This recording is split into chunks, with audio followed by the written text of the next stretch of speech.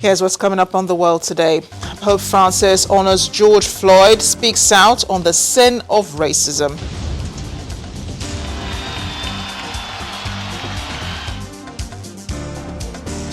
The George Floyd protests have gone global. We take a look at how they're playing out in London. Plus, Cyclone Escara lashes areas on India's west coast after making landfall near the densely populated city of Mumbai. Thanks for staying with us right here on The World Today. I'm Amarachi Ubani. Pope Francis has spoken out against the killing of George Floyd in the United States, saying no one can turn a blind eye to racism and exclusion. The Pope implored God for national reconciliation and peace. He called for the death of George Floyd. He called the death of George Floyd tragic and said he was praying for him and all those who had been killed as a result of the sin of racism. I have witnessed with great concern the disturbing social unrest in your nation in these past days. Adding his voice to the situation is Iran's supreme leader, Ayatollah Ali Khamenei, who says that a policeman calmly puts a knee on the neck of a black person and gives it there is not something that has just emerged. This is what America has been doing to the whole world all along. He made the speech earlier today. Already strained relations are existing between the U.S. and Iran. They deteriorated further earlier this year after the U.S. killed one of Iran's top general in an airstrike in January. There is more from the U.S. president, who has faced backlash over his comments concerning the protests.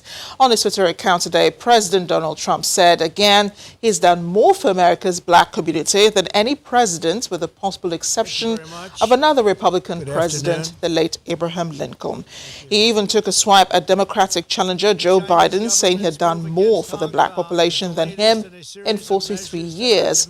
Trump also took aim at the, quote, killers, terrorists, anarchists, thugs, hoodlums, looters, Antifa and others who he believes are behind the violent protests. He supported the use of force on the protesters, something the U.S. Defense Secretary Mark Esper wants nothing to do with.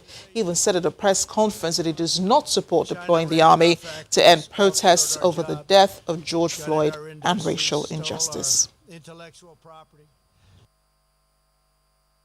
I've always believed and continue to believe that the National Guard is best suited for performing domestic support to civil authorities in these situations in support of local law enforcement.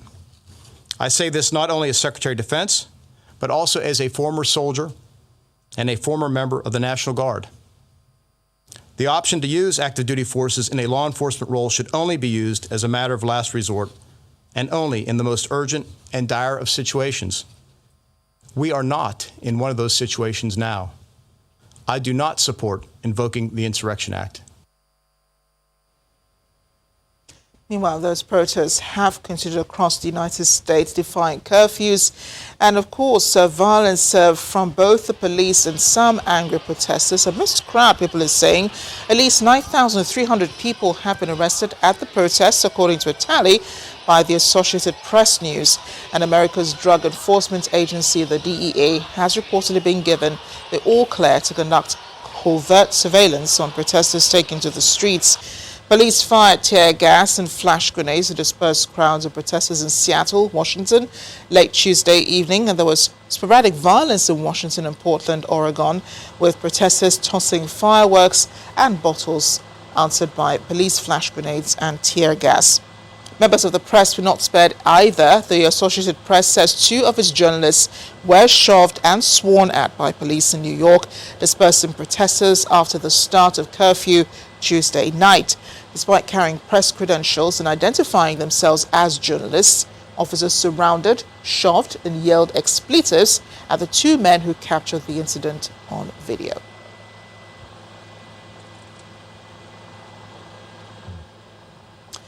Our correspondent Maria Burr joins us now from Washington for an update. Maria, I know that those protesters aimed at making this peaceful as possible. So why the sudden turn in events with more frequent clashes between protesters and the police?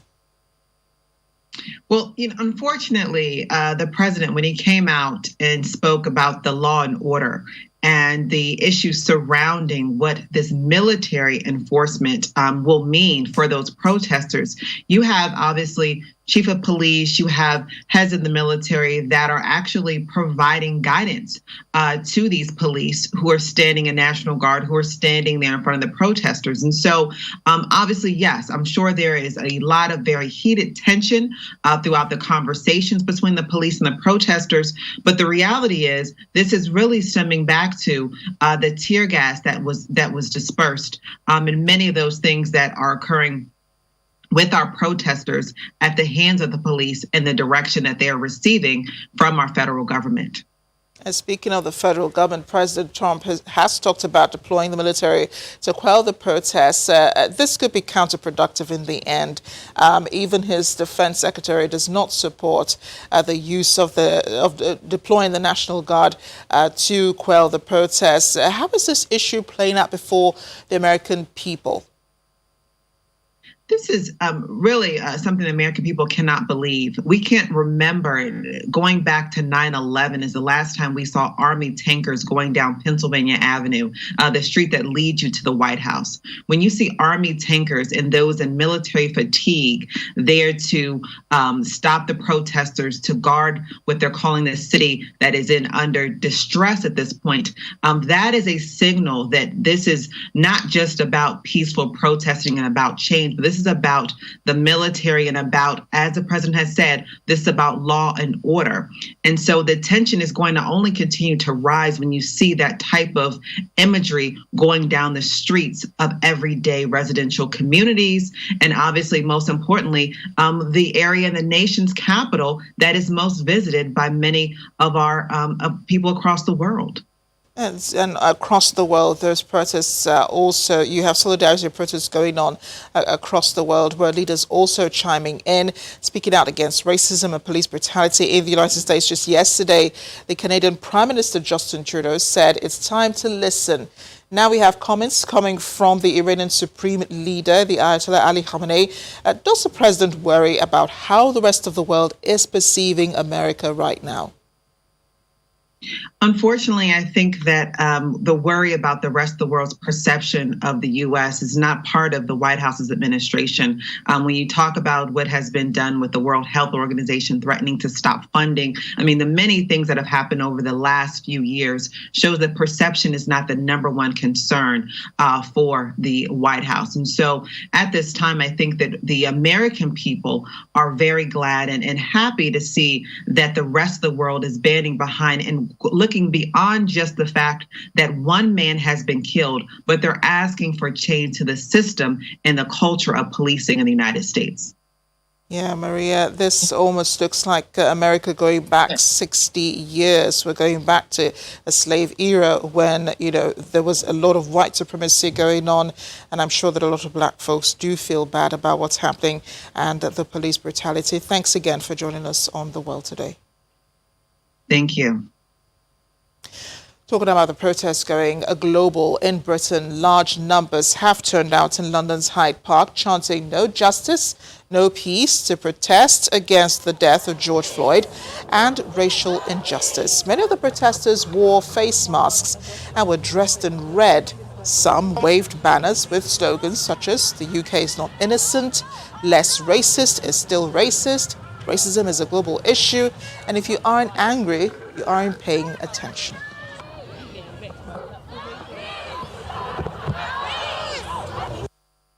Well, my mum was a protester in apartheid. We're from South Africa, and that was like 30, 40 years ago. It's, pretty disappointing that we've had to come out today to protest the same thing that they were protesting how many years ago. Because, and the fact is, RIP to George Floyd and Belly, but I think it's a bigger issue, right? It's a systematic issue all over the world. It's the fact that we can't, you can't go to a shop without being followed around the store. You can't go to a nice, don't want to say Selfridges or whatever, but down the road without being followed. It's not like this is just about someone dying. It's about that we live our lives made awfully aware of our race. It is still a thing here, and it's not just like the police violence. Like, there's so many issues that to do with race here that obviously if they don't affect you then that's good, but like they do affect people, and like just because it's not affecting you doesn't mean you can't like try and help to like sort it and stuff. Like just because you don't have cancer doesn't mean you don't want the cure. Our London correspondent Juliana Olainka joins us now. Juliana, it's clear a number of people in those protests feel connected to America and feel the same issues that exist in the US also exist in the United Kingdom, right? Definitely so. I would say, Amarachi, I saw and heard those comments from a couple of those protesters. This is massive. It's a huge day. This is the second day that protesters here in London have demonstrated. They're currently descending upon Whitehall and Downing Street. Apparently 15,000 people have come out to show solidarity to what's been happening in America. And this is the largest mass gathering we've had since the lockdown was announced on the 23rd of March. Look, I think, I can speak for everybody where I can say that it doesn't matter about colour or nationality. Everybody was affected by seeing those pictures of George Floyd and that evil, brutal murder. And as you said at the top, there are circumstances and structural racial inequalities here in Britain that absolutely people of colour feel they share with their African American counterparts. Of course, I don't need to go too far back. I can only go as far back as Brexit. And as soon as voted to leave in June 2016, there were so many flare-ups of racial hate crimes, and the list goes on and on. We've seen this here in Britain, which is why I believe the government are probably pretty nervous and are hoping that those protests in central London do indeed stay peaceful. Yeah, and we have seen, those same issues surrounding black people impacting, on the fight against COVID-19. It was just yesterday, the Public Health England released a report on how black and ethnic minorities are up to 50% more likely to die after becoming infected with COVID-19. Has Britain at least tried to face these issues head on? Have they tried to face them head on? I'm not certain. I believe they at least attempted to by having their own internal inquiry into finding out why exactly this was the case. What we do know, and this is really from community leaders doing their own research, it's because many people of colour are in low economic positions. They were on the front line. They were living in pretty squalid housing, which means they were cramped in room by room and were just not able to socially distance, many of them in government-provided properties in tower blocks, and the list goes on and on and on. There were suggestions, there were reports from Sky News that the government were actually trying to minimise the impact of that inquiry because they didn't want to flare any of the tensions in relation to George Floyd's death across the pond. But I believe the COVID-19 inquiry and finding out that a global pandemic and an illness can affect race more than it does class. It just goes to show just how much and how deep some of these racial inequalities are. Juliana, thanks again for joining us on The World Today. We do understand the relationship between the US and the UK, and Boris Johnson saying that he thinks that the protesters have a right to protest. So thanks again for joining us on the program.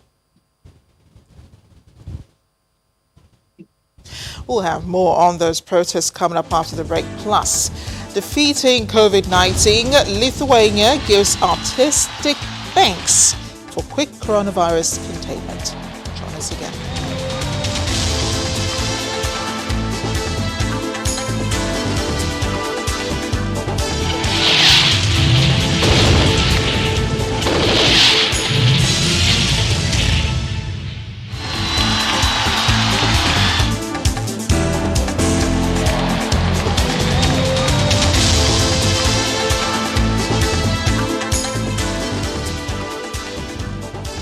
Welcome back to The World Today. Protesters from the Black Solidarity Action Campaign today staged a peaceful picket outside of South Africa's Parliament in Cape Town, following widespread protests in the United States over police brutality.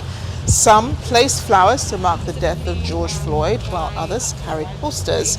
Though the protest was to show support for protesters in America, the Black Solidarity Action Campaign also wanted to make a stand against violence in South Africa's law enforcement during a lockdown to combat the coronavirus.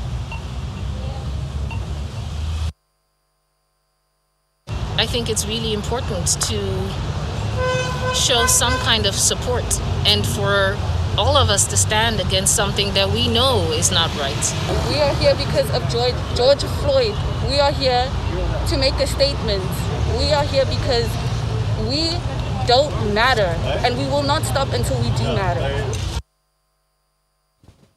Take an update now on a different kind of protests in Hong Kong this time against a new security law that China wants to impose on the administrative region.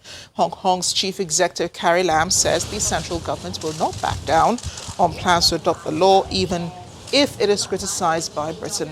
She addressed a news conference earlier today where she said she met with China's Vice Premier Han Zheng to ensure that the government is determined to carry out the legislative work on the new law.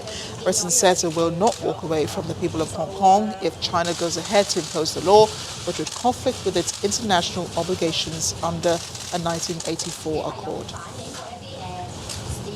Without one country, there is no two systems.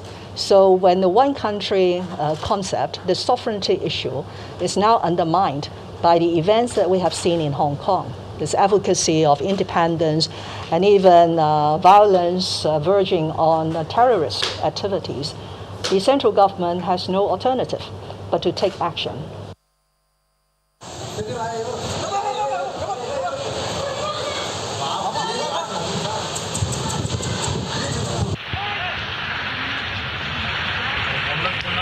What you're looking at is the devastation of Cyclone Nisarga, beg your pardon. Trees uprooted, roofs ripped off as it battered India's west coast today with winds of up to 120 kilometers per hour, battering Maharashtra state. Mumbai escaped the brunt of the cyclone after winds changed direction and the storm made landfall further south on India's western coast than expected, giving some respite to the metropolis already ravaged by coronavirus infections. Cyclone Nisarga was initially forecast to be the first to batter Mumbai since 1948, prompting citizens to stay off the streets to secure their homes against gale force winds and torrential rain. As heavy rainfall continued, a scientist at India's meteorological department said that winds up to 100 kilometers per hour could continue over the next 6 hours. More than 100,000 people were evacuated, thankfully, from the western states of Maharashtra and Gujarat and coastal areas amid fears that the city, already hard hit by COVID-19 infections, could see its healthcare system further overwhelmed.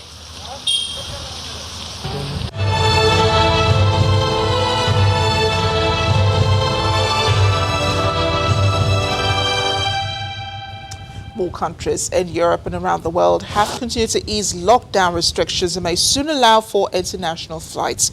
Borders have also been reopening as global infection rate continues to rise as well. Children in North Korea have returned to school wearing protective face masks 2 months after the new term was due to get underway.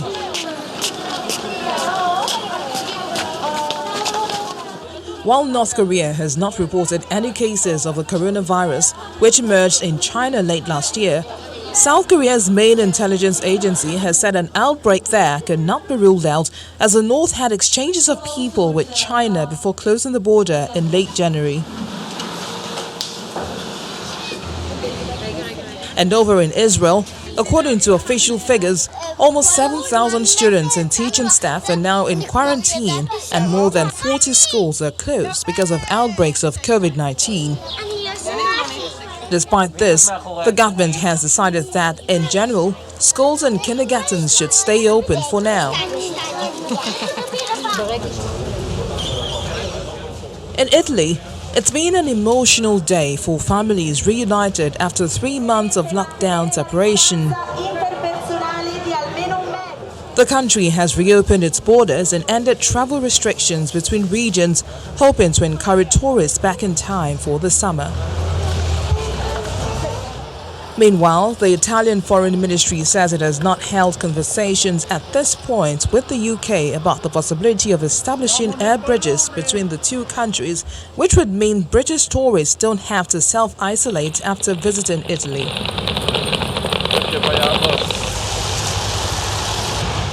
In other developments, Austria says it will end coronavirus-related border and health checks on Thursday for all countries except for Italy. Visitors from the other 7 bordering countries will not face quarantine measures. And elsewhere in Europe, Germany says it will lift a travel ban for European Union member states plus Britain from June the 15th as long as there are no entry bans or large-scale lockdowns in those countries. The country says it will also remove its general warning against travel to European countries. However, it will continue to advise against travel to Britain for as long as the UK government continues to demand a 14-day quarantine for new arrivals.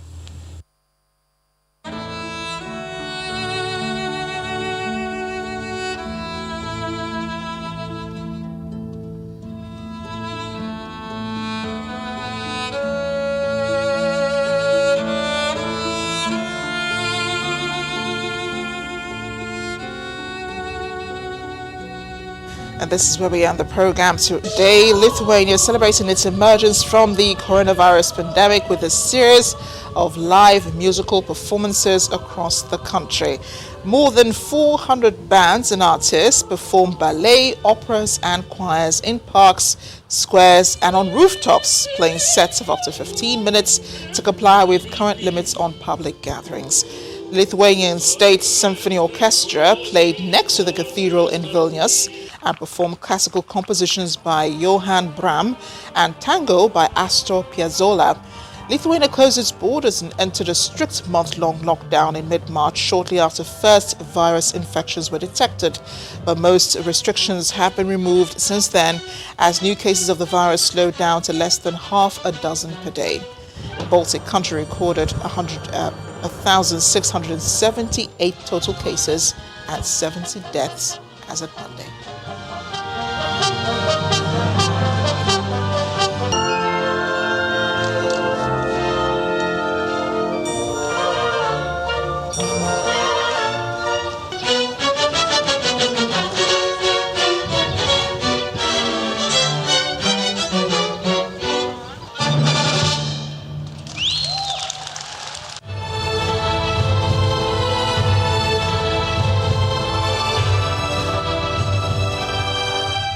How very uplifting. And that's the world today. Thanks for watching. I'm Amarachi Ubani.